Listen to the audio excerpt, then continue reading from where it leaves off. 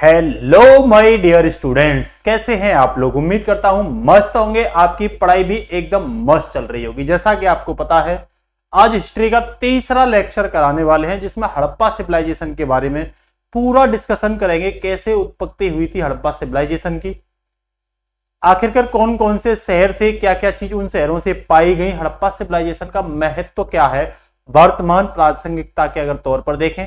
Factual question भी हम आपको बताने का प्रयास करेंगे, कौन कौन से फैक्चुअल क्वेश्चन आपसे पूछे जाने की पूरी संभावना है। सबसे पहले तो हम आपको ये बताएंगे कि भाई आपको हमने इससे पहले वाले लेक्चर में क्या डिस्कशन कराया था, क्योंकि ये जानना भी जरूरी है आखिरकार हमने क्या डिस्कशन कराया था और हमारी स्टडी का पार्ट क्या रहेगा। ये देख रहे होंगे हिस्ट्री में, ये हमारी स्टडी का पार्ट रहेगा। हमने धीरे धीरे आपको ये स्टार्टिंग करी थी प्राचीन इतिहास में, जिसमें हमने सब कुछ डिस्कशन कराया था, किस तरीके से मानव का विकास हुआ था। धीरे धीरे फिर हमने ये बताया था कि भाई आखिरकार हड़प्पा सभ्यता को हड़प्पा सभ्यता, सिंधु सभ्यता, घाघरा हाकर सभ्यता, सिंधु घाटी सभ्यता या प्रथम नगरीय सभ्यता या काशी युगीन सभ्यता क्यों कहते हैं। एक एक चीज हमने आपको बच्चों क्या करी थी, डिस्कशन किया था। अगर आपने क्लास नहीं देखी तो इससे जस्ट पहले की 2 नंबर क्लास को आप जरूर देख लें। निश्चित रूप से गारंटी दे रहा हूं कि हिस्ट्री आपकी सबसे बेटर होगी, हर सब्जेक्ट में सबसे बेटर होगी। ये मैंने ये बताया था कि हड़प्पा सिविलाइजेशन जो है उसका विस्तार कहां से कहां तक था, ये मैंने बताने की पूरी कोशिश की थी। हमने ये बताई थी पश्चिम में इसका जो विस्तार था वो सुतकागडोर, जो कहां पड़ता है भाई, सुतकागडोर बलूचिस्तान के क्षेत्र में पड़ता है, पाकिस्तान के आसपास वाले क्षेत्र में पड़ता है, अफगानिस्तान उसी के पास है। हमने आपको दक्षिण में दैमाबाद महाराष्ट्र में बताई थी, और उत्तर में मांडा जम्मू एंड कश्मीर में बताई थी, और पूरब में हमने आपको आलमगीरपुर जो मेरठ का क्षेत्र है हिंडन नदी पर, ये बताई थी। मैंने ये बताई थी कि भाई ये पूरा का पूरा जो है क्या है, इस तरीके से उत्तर से दक्षिण विस्तार जो है वो लगभग 1400 किलोमीटर का है, और भाई पूरब से पश्चिम का जो विस्तार है वो लगभग 1600 किलोमीटर का है। सबसे नीचे गोदावरी नदी है, सबसे ऊपर चिनाब नदी है, सबसे पश्चिम में दास्क नदी है, और सबसे पूरब में भाई हिंडन नदी है। ये सब इंफॉर्मेशन, फैक्चुअल इंफॉर्मेशन आपको जानना जरूरी थी। इसके बाद मैंने आपको यह बताया था कि भाई सबसे बढ़िया विधि कौन सी है, और बताने के बाद सर्वमान्य मत कौन सा था, ठीक है। इसके बाद मैंने ये बताया था आखिरकार हड़प्पा सभ्यता का विकास कैसे हुआ, मैच्योर अवस्था में कैसे पहुंची अपने चरम पर हड़प्पा सभ्यता, और धीरे धीरे हड़प्पा सभ्यता का पतन कैसे होता चला गया। ये मैंने आपको पूरा डिस्कशन कराया था बच्चों एक ही क्लास में। ये कुछ हड़प्पा सभ्यता के स्थल हैं, जिसमें हड़प्पा स्थल आप देख रहे होंगे किसके लिए फेमस है बताएंगे। ये धौलावीरा को आप देख रहे होंगे गुजरात के को, ये स्नानागार के बारे में बताएंगे, क्या ये मोहनजोदाड़ो से मिला था, ठीक है ना। तो ये सब जो इमारतें आप देख रहे हैं, काश्य की मूर्ति देख रहे होंगे, नर्तकी की आप लोग, पुरोहित की मूर्ति देख रहे होंगे, ठीक है ना। तो ये आप यहाँ पे एक सींग वाला गेड़ा भी देख रहे होंगे। तो ये सब के बारे में बारीकी से हम क्या करेंगे, डिस्कशन करेंगे। आप लोग लास्ट तक मेरे साथ बना रहिएगा, क्लास में आपको एकदम आनंद आएगा, ये मेरी फुल गारंटी है, ठीक है ना। इसी के साथ मैंने कुछ क्वेश्चन दिए थे कि भाई इन क्वेश्चनों के आपको आंसर देने हैं। साथ ही साथ आज स्टार्ट करेंगे हम हड़प्पा सिविलाइजेशन के बारे में। तो सबसे पहले मैं आपको ये बता देता हूँ कि हड़प्पा सिविलाइजेशन की जब बात होती है तो इसका नाम आखिरकार सिंधु घाटी सभ्यता, देखो ये मैं वही बता रहा हूँ जो मैं आपको बता चुका हूँ। सिंधु घाटी सभ्यता इसीलिए कहते हैं कि ये सिंधु नदी पर क्या है, विकसित हुई है। कह रहा सिंधु और उसकी सहायक नदी के तट पर यहाँ हड़प्पा स्थल मिला था सबसे पहले, इसीलिए इसका नाम सिंधु घाटी सभ्यता रखा गया। और जब सिंधु नदी के बाहर के स्थल मिलने लगे तो हड़प्पा सभ्यता कहा जाने लगा। पूरी सभ्यता का नाम हमने क्या दे दिया, हड़प्पा दे दिया, क्योंकि हड़प्पा सबसे पहले खोजा गया स्थल था 1921 में। ध्यान रखना, अगर आपसे बात करें कि भाई कांस्य युगीन सभ्यता, ये इसीलिए थी कि यहाँ कांस्य धातु का बहुत बड़े पैमाने पर प्रयोग किया गया, और ये विश्व की कुछ विशाल सभ्यताओं में से एक थी, बड़ी बड़ी सभ्यताओं में आती थी। और इसके साथ मेसोपोटामिया के और अन्य जो सभ्यताएं थी उनके व्यापारिक संपर्क थे, एक दूसरे से जुड़ी हुई थी, और उस समय की ये काफी फेमस और विकसित सभ्यता मानी जाती है। यहाँ के मोहनजोदाड़ो शहर उस समय के बहुत ही विख्यात और फेमस शहर, विकसित शहर माने जाते हैं। अगर मैं बात करूं वर्ष 1826 की, तो सर्वप्रथम चार्ल्स मेनन ने सैंधव सभ्यता का पता लगाया था। सैंधव से मतलब ये 7 नदियों वाला क्षेत्र था। ये कितनी नदियों वाला, सैंधव से मतलब ये 7 नदियों वाला क्षेत्र था। क्या था भैया, ये 7 नदियों वाला क्षेत्र था। ये चीज आप अपने दिमाग में डाल लो, जो मैं पढ़ा रहा हूं।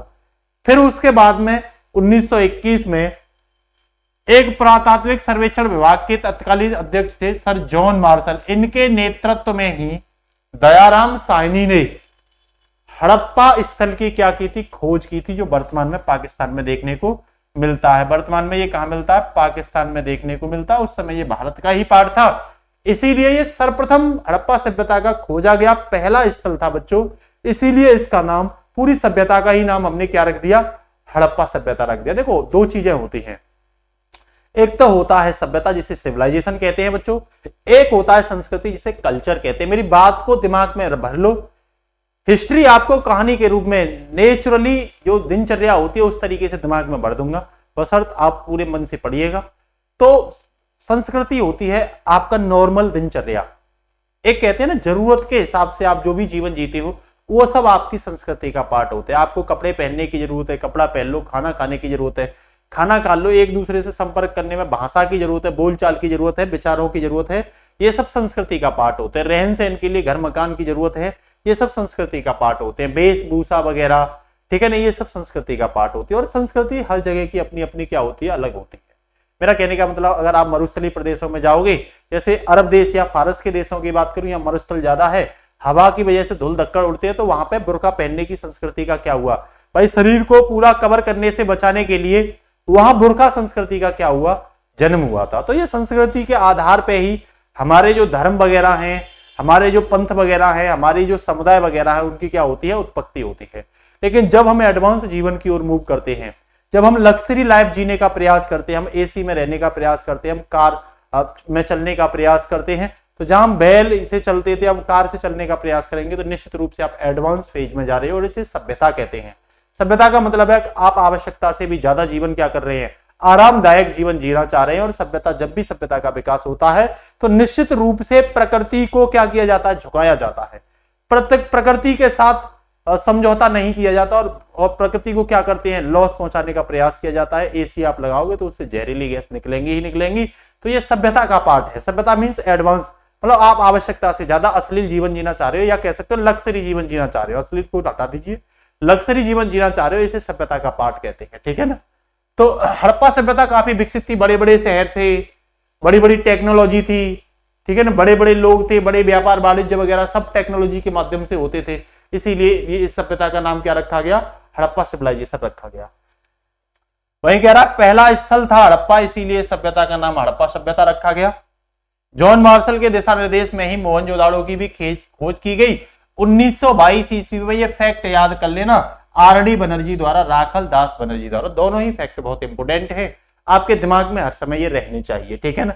उसके साथ ही अगर मैं बात करूं तो रेडियो कार्बन विधि से हमने हड़प्पा सभ्यता की आयु के बारे में पता निकाला था, C14 का प्रयोग किया था, और इसके आधार पर हमने ये बताया था कि हड़प्पा सभ्यता का जो काल है वो 2500 बिफोर कॉमन ईरा, 2500 ईसा पूर्व से लेकर के 1750 ईसा पूर्व के बीच के समय को हड़प्पा सभ्यता का समय माना जाता है। 2500 से लेकर के 1750 के बीच के समय को लगभग 750 साल का समय हो गया ये। तो ये समय माना जाता है बच्चों हड़प्पा सभ्यता का समय। एक एक पॉइंट आपके दिमाग में रहना चाहिए। अब देखो ये बहुत ही इंपोर्टेंट चीज है, आपके दिमाग में रहनी चाहिए, क्योंकि ये जो मैं पढ़ा रहा हूं ये आपके दिमाग में छपी की छपी रहनी चाहिए। उस तरीके से आपको पढ़ाने का प्रयास।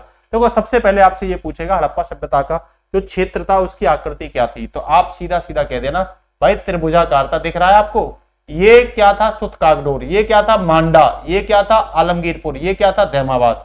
ये गोदावरी नदी पर है, प्रवरा नदी उसकी सहायक नदी है, ये हिंडन नदी पर है, ये भैया चिनाब नदी पर है जम्मू एंड कश्मीर में, और ये दास नदी पर है, ठीक है ना। ये बलूचिस्तान में पड़ता है, ये दोस्तों पड़ता है उत्तर प्रदेश में वर्तमान में आलमगीरपुर मेरठ के क्षेत्र में, ये मांडा जम्मू कश्मीर में पड़ता है, और ये महाराष्ट्र में पड़ता है। ये क्षेत्र जो है किसका विस्तारित क्षेत्र है, उस समय की हड़प्पा सभ्यता का विस्तारित क्षेत्र। तो इसकी आकृति त्रिभुजाकार देखने को मिलती है। ये आप सब देख ही रहे होंगे, ये मैंने बता ही दिया कि भाई लगभग इसका 1200 से 1400 तक का क्या है, दक्षिण से पूर्व क्या है, किलोमीटर का विस्तार है।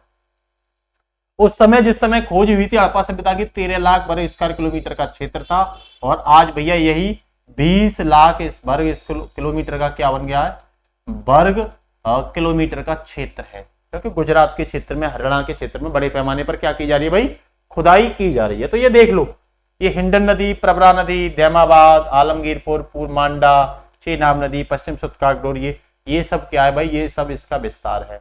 वही अगर मैं आपसे पूछूं देशीय विस्तार क्या है, अगर आपसे पूछे कि हड़प्पा सभ्यता का देशीय विस्तार क्या है बच्चों, ये भी तो पूछा जा सकता है। कि भाई जो हड़प्पा सिविलाइजेशन है उसका देशीय विस्तार क्या है, तो आप लिखोगे हड़प्पा सभ्यता का देशीय विस्तार। हड़प्पा सभ्यता का देशीय विस्तार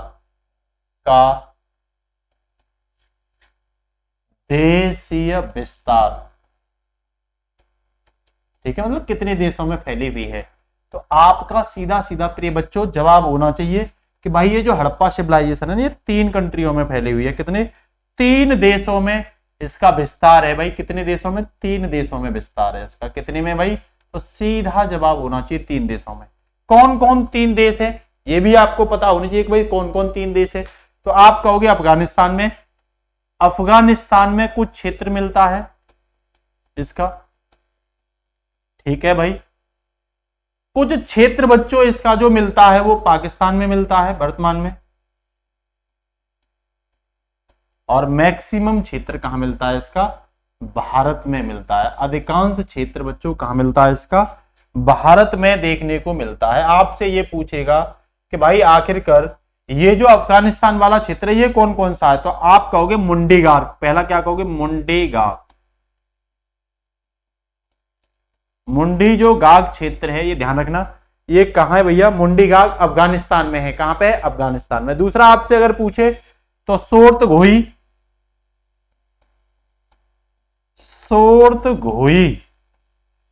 ये बड़ा अजीब नाम है, याद रखने पड़ेंगे। और बदख्शा तो हर कोई जानता है, बदख्शा, ये सब फेमस स्थान है। तो ये अफगानिस्तान के आपको देखने को मिलते हैं, दिमाग में डाल लेना, बिल्कुल भी भूलना नहीं है। वहीं पाकिस्तान का पूछे तो बलूचिस्तान, क्या बताओगे आप? बलूचिस्तान। सुतकागडोर आपको पता ही है, सुतकागडोर। रहमान डेरी,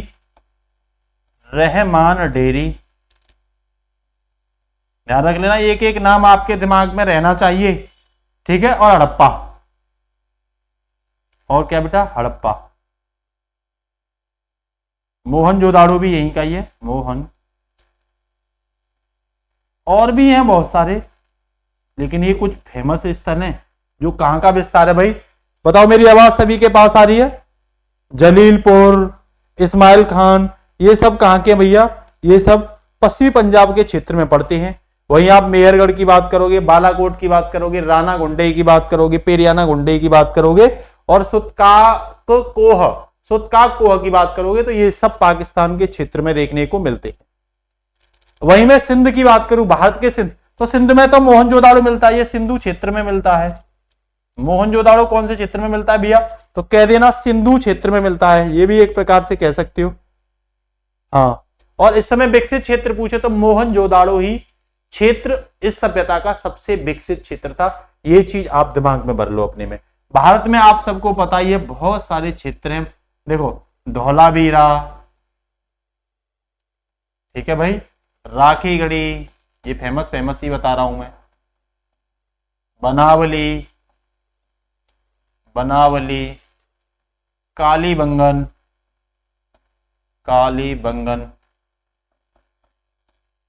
ये कहां के हैं? ये भारत के हैं, ये ध्यान रख लेना, ठीक है ना। तो और भी बहुत ज्यादा स्थल है यहाँ पे, ठीक है ना, रंगपुर वगैरह, राखीगढ़ी, ये मैंने लिख ही दिया है। तो चाहो तो आलमगीरपुर, रंगपुर लिख दो लो, रंगपुर, आलमगीरपुर, मांडा वगैरह, ये सब कहाँ है? भारत के स्थल देखने को मिलते हैं। पहले बताइए मेरी बात यहां तक सबको समझ में आ रही है? लोथल भी है, रंगपुर भी है, प्रभास पाटन भी है, ये गुजरात में है। लोथल, रंगपुर, प्रभास पाटन बेटा कहां पे है? गुजरात में। राजदीवी कहां पे है? गुजरात में। कालीबंगा पूछे कहां पे? राजस्थान में। मेरी आवाज आ रही है ना सभी के पास एकदम से? हाँ। रोपड़ कहां है? पंजाब में। ददेहरी कहां है? पंजाब में। संघोल कहां है? पंजाब में। वही राखीगढ़ी, बनावली, दौलतपुर और मिथावल ये कहां पे भैया? ये हरियाणा में है। सभी नाम आप याद रखना जो मैं बता रहा हूं, जरूरी नहीं है लिख पाऊं लेकिन याद रखना। आलमगीरपुर मेरठ में है। हुलास पूछे, हुलास तो ये सहारनपुर में पड़ता है। कहां पड़ता है? सहारनपुर में पड़ता है हुलास, ये भी काफी इंपोर्टेंट है, पूछा गया है, ठीक है। सबसे बड़ा स्थल पूछे तो राखीगढ़ी बताओगे। क्या बताओगे? राखीगढ़ी बताओगे बच्चों, सबसे बड़ा स्थल। बताइए यहां तक कोई दिक्कत किसी बच्चे को? एक चीज और मैं बता रहा हूं आपको, देखो ये इंडिया है, इंडिया आप लोग सब देख रहे होंगे, ये क्या है भाई? इंडिया। ठीक है, ऐसा ही एक नॉर्मली सब मैप बना लेते हैं, जितना हमें जरूरत है भाई हम उतना बनाएंगे। ठीक है, ये बस इतना सा बना रहे हैं, बस हमें ज्यादा की जरूरत भी नहीं है। देखो यहां जब आप देखोगे ना, यहां सुतकागडोर पड़ता है,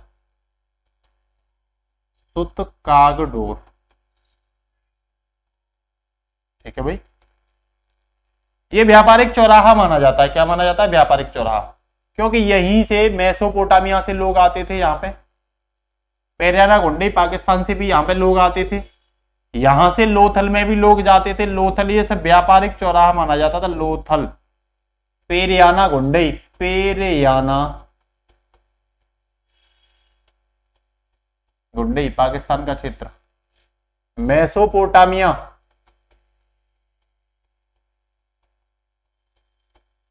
यहां अफ्रीका के लिए भी लोग जाते थे, इधर अफ्रीका के लिए भी जाते थे। तो ये उस समय का व्यापारिक चौराहा था। क्या था बच्चों? ये उस समय का व्यापारिक चौराहा था, व्यापारिक चौराहा था। कई बार पूछ लेगा सुतकागडोर। सुतकागडोर वही स्थान है जो दास्क नदी पर है। कौन सी नदी पर है बच्चों? दास्क नदी पर है। मेरी एक एक बात आप सभी के दिमाग में आ रही है ना? कोई दिक्कत किसी को?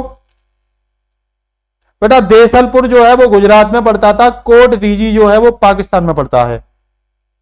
ठीक है, याद रखना। धौलावीरा गुजरात में पड़ता है, रंगपुर सौराष्ट्र में पड़ता है, लोथल भोगवा नदी पर है। ध्यान रखना, लोथल कौन सी नदी पर है? भोगवा नदी पर। कालीबंगन जो है घग्गर नदी पर है। और पूछिए, बनावली घग्गर नदी पर है, हाकरा नदी पर। आलमगीरपुर हिंडन नदी पर है।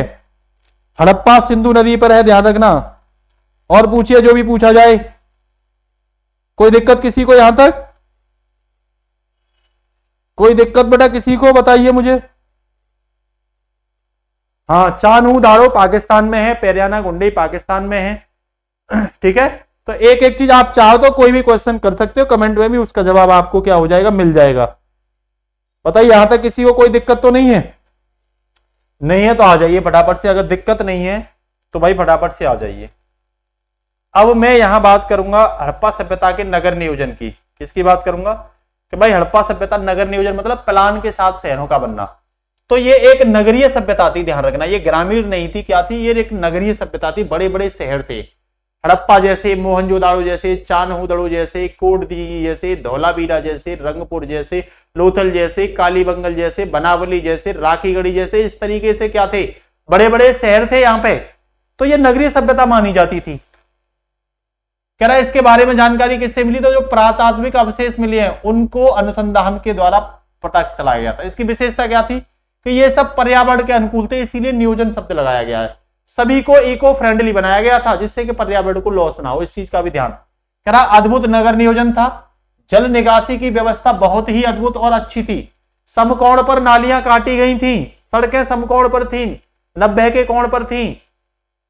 जो आज भी हम बड़े बड़े शहरों में हड़प्पा सिविलाइजेशन से ही सीख करके चीजें बना रहे हैं। सड़कें एक दूसरे को समकोण पर काटती थी इस तरीके से। कह रहा लगभग सभी नगर दो भागों में विभाजित थे। प्रथम भाग में ऊंचे दुर्ग थे जो ऊपर थे, यहां पे बड़े वर्ग, शासक वर्ग रहते थे। आज भी आप देखते हो बड़ी अच्छी कॉलोनी अलग देखने को मिलती है, नॉर्मल कॉलोनी अलग देखने को। तो बहुत सारी चीजें हड़प्पा सभ्यता से आज भी हमें अपने जीवन में देखने को मिल रही हैं। दूसरे भाग या नगर आवास के क्षेत्र के साक्ष्य मिले हैं जो अपेक्षाकृत बड़े थे, जहां आमतौर पर सामान्य नागरिक, व्यापारी वगैरह, शिल्पकार और कारीगर और श्रमिक लोग रहते थे। मेरा कहने का मतलब जो सामान्य कॉलोनियां थी, जो सामान्य बस्तियां थी, उनमें व्यापारी वर्ग, शिल्पकार वगैरह, श्रमिक वगैरह, कारीगर वगैरह और अन्य नागरिक, सामान्य नागरिक रहते थे। लेकिन जो प्रशासक वर्ग था वो ऊंचे मकानों पर रहता था, जो शासन करता था उस समय की सभ्यता में। ठीक है भाई। कह रहा सड़कों के किनारे की नालियां ऊपर से ढकी हुई थी। आज भी आप देखते हो, आज भी सड़कों के किनारे की नालियां क्या है? आप चले जाइए हाईवे वगैरह बनने, नालियां ढकी होती हैं ऊपर से। तो देखो कई बार पूछे हड़प्पा सभ्यता की वर्तमान में क्या प्रासंगिकता है, आप आसानी से बता दोगे, किसी को कोई दिक्कत नहीं होनी चाहिए। कह रहा हड़प्पा, मोहनजोदाड़ो, कालीबंगा की नगर नियोजन लगभग एक समान थी। तो ये 3 नगर ऐसे थे, हड़प्पा, मोहनजोदाड़ो और कालीबंगन जो राजस्थान में पड़ता है, इनकी नगर नियोजन व्यवस्था लगभग एक जैसी है। कह रहा है कालीबंगा और रंगपुर को छोड़कर सभी में पक्की हुई ईंटों का प्रयोग किया गया है। कालीबंगा और रंगपुर 2 ऐसे नगर थे जहां पकी हुई ईंटों का प्रयोग नहीं किया गया, अन्यथा सभी जगह पकी हुई ईंटों का क्या किया गया, प्रयोग किया गया। ये क्वेश्चन भी पूछा जा सकता है, किस जगह पकी हुई ईंटों का प्रयोग नहीं किया गया, तो कह दो कालीबंगा और रंगपुर में पकी हुई ईंटों का प्रयोग नहीं किया गया। तो नगर नियोजन के बारे में आपने क्या पढ़ा, कह रहा आमतौर पर प्रत्येक घर में एक आंगन होता था, एक रसोई घर होता था और एक भैया स्नानागार। आज भी प्रत्येक घर में एक आंगन होता है, एक रसोई घर होता है और भैया एक नहाने वाला स्नानागार भी होता है। तो देखो वहां से हमने आज भी बहुत सारी चीजों को लिया है, इसीलिए हड़प्पा सिविलाइजेशन वर्तमान दृष्टिकोण से प्रेजेंट टेम्परामेंट में very very important and relevance, ठीक है, बहुत ज्यादा प्रासंगिक है। कह रहा घरों के दरवाजे एवं खिड़कियां मुख्य सड़क पर न खुलकर गलियों में खुलती थी। यहां यह नया मिलता है। आज क्या है, दरवाजे मुख्य सड़क पर खुलते हैं, लेकिन हड़प्पा सिविलाइजेशन में दरवाजे मुख्य सड़क के या घर के पीछे खुलते थे, खिड़कियां भी खुलती थी। कह रहा लेकिन लोथल इसमें अपवाद है। ईंटों का आकार उस समय 4:2:1 में मिलता था। लोथल अपवाद है, लोथल में सड़क के किनारे पे ही दरवाजे देखने को मिलते हैं। अगर लिपि की बात करूं बच्चों, तो लगभग 64 प्रकार की मूल लिपि के चिन्ह मिले हैं, मूल चिन्ह मिले हैं 64 टाइप के। कह रहा यह लिपि आज तक पढ़ी नहीं गई है, ये तो आपको सबको पता है, चित्रात्मक लिपि है, ठीक है, दाएं से बाएं लिखी जाती थी, दाएं से बाएं, ये भी ध्यान रखना। ऐसी लिपि जो दाएं से बाएं और बाएं से दाएं लिखी जाती है उसे बुस्ट्राफेडन कहते हैं, याद रखना, उसे बुस्ट्राफेडन कहते हैं, बुस्ट्राफेडन, जो दाएं से बाएं भी और बाएं से दाएं भी लिखी जाए, लेकिन यहां पे लिपि दाएं से बाएं देखी गई है। कह रहा है इस लिपि में सबसे ज्यादा चित्र यू आकार के, मछली तक के चित्र क्या हुए हैं, प्राप्त हुए हैं, ठीक है ना। वहीं अगर हम बात करें सामाजिक जीवन की, हड़प्पा सिविलाइजेशन की, तो हड़प्पा सिविलाइजेशन की सभ्यता का जो अवशेष के आधार पर आप अनुमान लगाओगे तो यहाँ मातृ देवी की पूजा देखने को मिलती है, मतलब धर्म से भी लोग जुड़े हुए थे। कह रहा तथा मोहरों पर अंकित चिन्ह से यह भी पता चलता है कि हड़प्पा सभ्यता जो है मातृ देवी की पूजा मिलती है, तो क्या है, मातृ सत्तात्मक है। जैसे आज पितृ सत्तात्मक है, लेकिन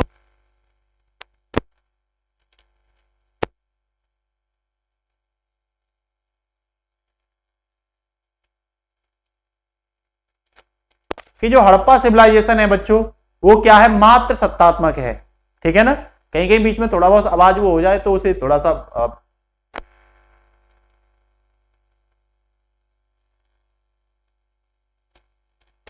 लिए, ठीक है ना। बताइए यहां तक किसी को कोई दिक्कत?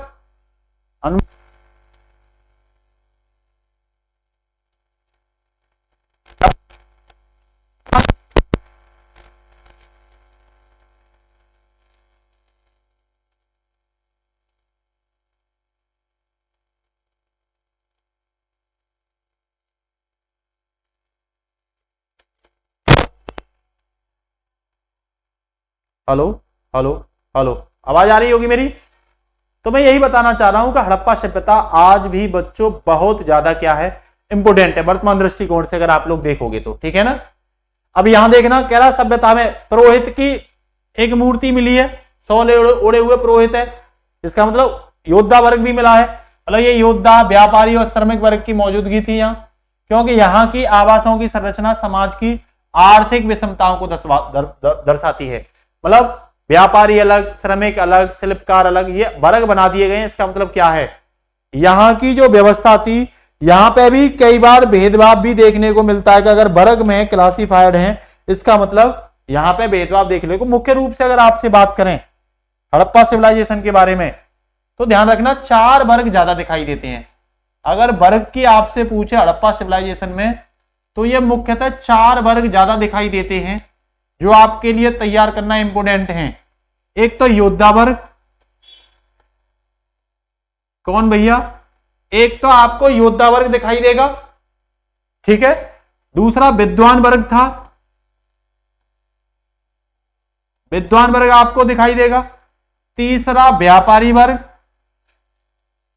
यह दिखाई देगा आपको। और चौथा आपको श्रमिक वर्ग दिखाई देगा। कौन सा? श्रमिक वर्ग दिखाई देगा। तो ये हड़प्पा सिविलाइजेशन में ये क्लासिफाइड देखने को मिलता है। कह रहा इकाई परिवार होता था, मात्र सत्तात्मक व्यवस्थाएं थी, ठीक है ना, क्योंकि यह मात्र देवी की पूजा के भी क्या मिले हैं भाई? साक्ष्य देखने को मिलते हैं। बताइए यहां तक किसी को भी कोई समस्या? तेजी के साथ बताइए, एक भी को यहां तक कोई समस्या? अब इसके साथ ही अगर मैं बात करूं तो कह रहा है यहां के लोग गणित के बारे में जानते थे, धातु के निर्माण की जानकारी मिली है, माप तोल की प्रणाली की जानकारी मिली है, ग्रह नक्षत्र के बारे में, एस्ट्रोलॉजिकल, मौसम विज्ञान आदि की भी क्या यहां के लोग क्या रखते थे? जानकारी रखते थे। इस चीज की भी यहां जानकारी देखने को बच्चों मिलती है। कह रहा है इस सभ्यता के लोग युद्ध प्रिय कम थे, युद्ध पर ज्यादा विश्वास नहीं करते थे, शांत प्रिय ज्यादा होते थे। तो जहां शांत प्रिय होंगे विकास वहीं तो देखने को मिलेगा, इसीलिए हड़प्पा सभ्यता में विकास ज्यादा देखने को मिलता है। मोहरों पर चिन्ह किसके थे? हाथी के चिन्ह, गैंडा के चिन्ह, बांग के, हिरण के, पेड़ के, ये मोहरों पे चिन्ह मिले, भेड़ के। कह रहा मिट्टी के बर्तन थे, मृदभांड का सबसे ज्यादा रंग जो लाल रंग के मृदभांड मिले सबसे ज्यादा। वस्त्रों के लिए कपास की खेती का प्रारंभ भारत में ही हुआ था, ध्यान रखना इसी समय। कह रहा हड़प्पा सभ्यता सबसे पुरानी सभ्यता, कह रहा सबसे पुरानी सभ्यता सुमेरिया सभ्यता और नील नदी पर मिस्र की सभ्यता, साथ में चीन की सभ्यता, ये सब इस समय की देखने को मिलती हैं। शेर के अवशेष नहीं मिले, इस चीज को ध्यान रख लेना। इस सभ्यता में शेर के पूछ लेगा किसके अवशेष नहीं मिले, तो सीधा जवाब होना चाहिए भाई शेर के अवशेष नहीं मिले। अब मैं बात करता हूं अलग अलग स्थानों की आपसे। जैसे भैया हड़प्पा के बारे में बात करूं तो ये पाकिस्तान के पंजाब प्रांत के माउंट मोगरी जिले में स्थित है, रावी नदी के बाएं तट पर है। ये एक क्वेश्चन आपसे पूछा जाता है। दयाराम साहनी ने 1921 में इसकी खोज की थी, ध्यान रखना। यहां पे साक्ष्य क्या मिले हैं? कब्रिस्तान के R37 साक्ष्य मिले हैं, शंख का बना हुआ बैल मिला है, गेहूं और जौ के दाने मिले हैं, अन्नागार यहां मिला है, मात्र देवी की मूर्ति मिली है, स्त्री के गर्भ से निकला हुआ पौधा पीपल का पेड़ मिला, इसे उर्वरता की देवी कहा गया है। एक तो एक यहां पासे के भी साक्ष्य मिले हैं, देखो ये देख रहे हैं, ये सब साक्ष्य इस समय के देखने को मिलते हैं। पृथ्वी की देवी जिसे मात्र देवी कहते हैं, स्त्री के गर्भ से निकलता हुआ देखो ये पौधा देख रहे होंगे, तो इसीलिए इसे उर्वरता की देवी भी कहा गया है बच्चों। कह रहा है इस सभ्यता में कौन सा स्थल पहले खोजा गया? तो हड़प्पा। कह रहा हड़प्पा और मोहनजोदड़ो को जुड़वा राजधानी भी कहा जाता है। उस समय की सभ्यता की हड़प्पा और मोहनजोदड़ो जो है ये क्या है? ये जुड़वा राजधानी के रूप में भी देखने को मिलती हैं। एक एक पॉइंट आप याद रख लेना। वहीं मोहनजोदड़ो के बारे में बात करूं तो सबसे विकसित स्थल है, ध्यान रखना, ये सबसे विकसित उस समय का सबसे विकसित कौन सा? सबसे विकसित स्थल है ये, ठीक है भाई। पाकिस्तान के लड़काना जिले में है, सिंधु नदी के दाएं तट पर है, वो रावी नदी के बाएं तट पे था और ये सिंधु नदी के दाएं तट पर है, ध्यान रखना। इसकी ज्यादा जो आपको देखने को मिलेगी जानकारी तो वो ये मिलेगी कि यहां मात्र देवी की मूर्ति मिली है, नर्तकी की, सॉरी किसकी? नर्तकी की मूर्ति मिली है, किसकी? नर्तकी की मूर्ति मिली है। राघवदास बनर्जी जी ने 1922 में इसकी खोज की थी। यहां बृहत स्नानागार मतलब बड़ा स्नानागार मिला है, पशुपति की और देवी मां की मूर्ति मिली है, कांसे की एक नर्तकी की मूर्ति आप देख रहे हैं, मुद्रा पर अंकित पशुपतिनाथ की मूर्ति मिली है, मिट्टी का तराजू मिला है, हाथी का कपाल खंड मिला है और ब्रसड़ मुद्रा भी यहां देखने को मिलती है। सिंधु भाषा में इसे मृतकों का टीला भी कहा गया। देखो ये स्नानागार वगैरह ये देखने को आपको मिलेंगे। बृहत स्नानागार मिला है, सबसे बड़ा स्नानागार यहां देखने को मिला। नर्तकी की कांस्य की क्या मिली है? मूर्ति मिली है यहां पे, ध्यान रखना। चानहू दाड़ो की बात करूं तो ये सिंध प्रांत में पाकिस्तान में है, सिंधु नदी के किनारे पर है। एन गोपाल मजूमदार और अर्नेस्ट के द्वारा इसकी खोज की गई थी। मनका बनाने का कारखाना, मिट्टी के बर्तन जिसे कहते हैं, ईंट पर कुत्ते के पंजे की छाप, 4 पहिए वाली गाड़ी, कंघा, लिपस्टिक, दवात, अलंकृत हाथी, ये सब यहां मिले हैं। इसका मतलब वहां से लाई गई चीज आज प्रयोग की जा रही है, ठीक है। कह रहा है इस स्थल से कोई दुर्ग नहीं मिला, ये भी पूछा गया किस स्थल से कोई भी दुर्ग नहीं मिला, तो कह देना चानहू दड़ो से किसी भी दुर्ग के कोई साक्ष्य नहीं मिलते। यहाँ पे वक्र के आकार की ईंट मिली है, जो ईंट इस तरीके से होती है ना वक्र आकार में, आपने देखे होंगे कुछ इस तरह की ईंटें होती हैं, तो इस तरह की ईंट मिली है। राखीगढ़ी की बात करूं तो हिसार जिले हरियाणा में है, जो विलुप्त सरस्वती नदी के किनारे पर देखी गई थी। डॉक्टर अमरेंद्र नाथ द्वारा इसकी क्या की गई थी, खोज। पूछ लेगा हड़प्पा सभ्यता का सबसे बड़ा स्थल, तो आपका जवाब होना चाहिए राखीगढ़ी। ठीक है, यहां टेराकोटा की ईंट मिली है, जल निकासी की बहुत अच्छी व्यवस्था मिली है, टेराकोटा की मोहर और सुइया की भी यहां पे साक्ष्य मिले हैं। लोथल के बारे में बात करें तो ये अहमदाबाद जिले गुजरात में है, खंबात की खाड़ी के मुहाने पर। डॉक्टर एस आर राव ने 1955 ईस्वी में भोगवा नदी के किनारे पर इसकी क्या की थी, खोज की थी। भोगवा नदी पर है लोथल, उस समय का बहुत अच्छा बंदरगाह, पत्तन और बंदरगाह।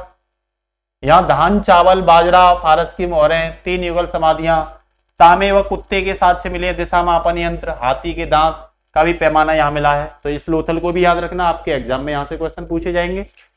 कालीबंगा की बात करूं तो काले रंग की चूड़ियां मिली है यहां से, ये हनुमानगढ़ जिले में है, घग्गर नदी के बाएं तट पर, राजस्थान में, ध्यान रखना। डॉक्टर अमलानंद घोष या बीबी लाल या बी के थापर के द्वारा इसकी क्या की गई थी, खोज की गई थी। ये इंपोर्टेंट ये है, जुते हुए खेत के साक्ष्य कहां से मिलते हैं, तो जवाब होना चाहिए कालीबंगा, राजस्थान से मिलते हैं। कच्ची ईंट के साक्ष्य, ऊंट की हड्डियों के साक्ष्य, तांबे के औजार, तोलने का बाट, आग की बेदी, इनके सबके क्या मिले हैं यहाँ पे भाई, आग बेदी के भी यहाँ साक्ष्य देखने को मिले हैं। बनावली पता है हरियाणा के फतेहाबाद जिले में है, रंगोई नदी पर है, घग्गर नदी के किनारे पर स्थित है। आर एस बिष्ट द्वारा इसकी क्या की गई थी, खोज की गई थी, आर एस बिष्ट के द्वारा, याद रखना। मिट्टी का बना हल मिला है, जो घुमावदार सड़कों वाला एकमात्र शहर मिला है ये। जल निकासी, हड़प्पा सभ्यता से पूर्व और हड़प्पा कालीन दोनों संस्कृतियों के अवशेष मिले हैं। धौलावीरा की अगर बात करूं तो ये गुजरात के कच्छ जिले में है। मासर, मनहर नदियों के संगम पर है, जेपी जोशी द्वारा खोज। खंडहर एकमात्र स्टेडियम मिला है, खेल का मैदान भी यहां देखने को मिला है, ध्यान रखना, खेल का मैदान। भैया सूरकोटदा की बात करूं तो कच्छ के गुजरात जिले में, जगपति जोशी द्वारा 1964 में खोज। घोड़े के अवशेष और अंडाकार कब्र मिला है। रंगपुर जो है वो गुजरात के काठियावाड़ तट पर है, भादर नदी पर है, ध्यान रखना। एस रंगनाथ राव द्वारा इसकी खोज। चावल के साक्ष्य मिले हैं रंगपुर में। आलमगीरपुर मेरठ में हिंद नदी के किनारे, ये हड़प्पा सभ्यता का सबसे पूर्वी स्थल। यज्ञदेव शर्मा द्वारा इसकी खोज। मिट्टी के बर्तन यहाँ पे देखने को मिले हैं, क्या मिले, मिट्टी के बर्तन। वहीं सुतकाग डोर की बात करूं तो बेटा बलूचिस्तान प्रांत के पाकिस्तान में है। दास्क नदी, ये सबसे पश्चिमी स्थान था, अरेल स्टाइन ने इसकी खोज की थी। राख का भरा हुआ बर्तन मिला है, तांबे की कुल्हाड़ी, मिट्टी की चूड़ियां, ये सब यहाँ पे क्या है भाई, देखने को मिलती हैं। वहीं दैमाबाद महाराष्ट्र की सबसे दक्षिणतम स्थान है, ये प्रवरा नदी पर है। बीपी पोवर्धीकर ने इसकी खोज की थी। यहाँ पर रथ, बैल, हाथी, गेड़े के साक्ष्य मिले हैं और सारथी भी है साथ में। कोट दीजी सिंध प्रांत पाकिस्तान में है, सिंधु नदी के तट पर है, ध्यान रखना कोट दीजी। अगर इंपोर्टेंट तथ्य की बात करूं तो चांदी के साथ हड़प्पा संस्कृति से देखने को मिलते हैं। सनौली स्थल से मानव के समाधान के साक्ष्य मिलते हैं। और भैया पैटर्न स्थल क्या है, पटन स्थल ये कृष्णा नदी किनारे पर स्थित है। हुलास स्थल उत्तर प्रदेश में है। पाडरी स्थल गुजरात में है। कोसांबी स्थल की खोज एनजी मजूमदार ने की थी। ये कुछ मोस्ट इंपोर्टेंट क्या है, फैक्ट हैं जो आपके एग्जाम में पूछे गए हैं। हड़प्पा सभ्यता का पतन कैसे हुआ, इसके बारे में अगर आपसे जानकारी ली जाए तो सीधा सीधा बताना। स्टुअर्ट, पेगाट और गार्डन चाइल्ड ने इसके बारे में बताई है। केबीआर कैनेडी ने बताई है। मार्शल राइक्स ने बताई है। ओरेन ट्रेलस्टेन ने, अमलानंद घोष ने, वॉल्टर फेयर सर्विस ने, इन्होंने कहा कि असंतुलन की वजह से क्या हुआ था, हड़प्पा सभ्यता का विनाश हुआ था। मार्शल, आर्विस्ट, आर्मेके, इन सबने और व्हीलर ने, इन सब ने हड़प्पा सभ्यता के में। कुछ ने बताया है कि भाई बाहरी आक्रमण के कारण आर्यों ने आक्रमण किया था, उस वजह से हुआ था।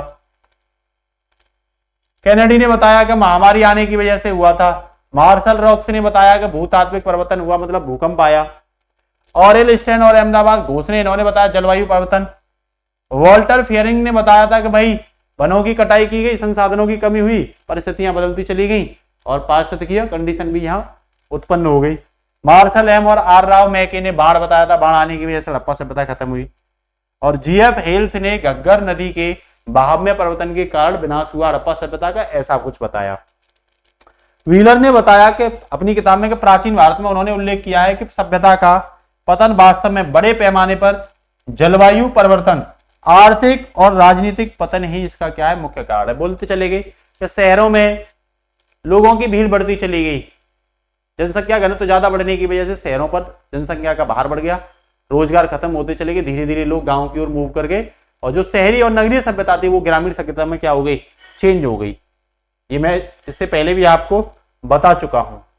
तो यहां मैंने आपको देखो कई जगह ऐसी है, मेरी आवाज आ रही है ना सबके पास, जैसे चानहू दाड़ो है, इसे झूकर जाकर संस्कृति भी कहते हैं, ठीक है। लिपस्टिक के कंघी के साथ मिले हैं, जो मैं बोल रहा हूं याद कर लो, आवाज तो आ रही है ना। कुत्ता बिल्ली का पीछा करते हुए यहाँ पे चानहू दाड़ो में साक्ष्य मिले हैं। हाथी खिलौना, मुद्रा, अस्थि, सीप के, मनके के, ध्रुव का अस्तित्व तो नहीं मिला यहाँ पे, ये मैं पहले ही बता चुका हूं आपको। लोथल में इसे पत्तन नगर कहते हैं, भोगवा नदी पर है। यहाँ पे धान के, बंदरगाह के, बाजरा के, मृद भांड के, ताम्र कर्मियों के कारखाने के भी साक्ष्य यहाँ पे क्या मिले हैं, देखने को मिले हैं, अगर पता हुआ आपको तो। घोड़े की अस्थियां सूरकोटदा में मिली हैं। काले रंग की चूड़ी पूछे तो कालीबंगा, ठीक है। जुते हुए खेत के साक्ष्य भी यहां मिले हैं। बेलनाकार मोहल्ले, कच्ची ईंटों से घर मिले हैं। बनावली में बेटा जल निकासी पद्धति, हल की आकृति, अच्छे किस्म के जौ के बीज, नालियों में अवशेष, सेल, कड़ी, मनुष्य एवं पशु प्रति की क्या मिली है, मूर्ति मिली है, मातृ देवी की मूर्ति, ठीक है। धान की भूसी के ढेर पूछे तो रंगपुर में, ठीक है, याद रखना इस चीज को। दो विशाल महानगरों में से पूछे तो राखीगढ़ी और धौलावीरा भी आते हैं, ये चीज दिमाग में डाल लो। तो ये चीजें क्या थी, हड़प्पा सिविलाइजेशन के बारे में आपको याद रखनी है। उम्मीद करता हूं सब कुछ हमने कवर करने का प्रयास किया। बच्चों क्लास कैसी लगी कमेंट में जरूर बताना। आपको जो 2 क्वेश्चन पूछ रहा हूं उसके जवाब आप जरूर दोगे कमेंट में। पहला क्वेश्चन ये देखता हूं किस तरीके से आपने क्लास को किया है। पहला क्वेश्चन ये है बेटा कि भाई जो दैमाबाद है वो किस नदी पर है, दैमाबाद। दूसरा है लोथल किस नदी पर है, लोथल। तीसरा क्वेश्चन है बेटा मांडा किस नदी पर है। और चौथा क्वेश्चन है बच्चों सुतकागडोर, ये किस नदी पर है। और जो 5वां क्वेश्चन है वो ये पूछ लेगा आपसे कि भाई राखीगढ़ी कौन सी नदी पर है। तो ये आंसर आप कमेंट में जरूर देना, मुझे आपकी कमेंट का इंतजार रहेगा। और सभी बच्चों को क्लास अच्छी लगती है तो अपने स्टेटस पर जरूर लगाना और ज्यादा से ज्यादा शेयर करना। नमस्कार, जय हिंद बच्चों, good night, take care, all the best, Bharat माता की जय।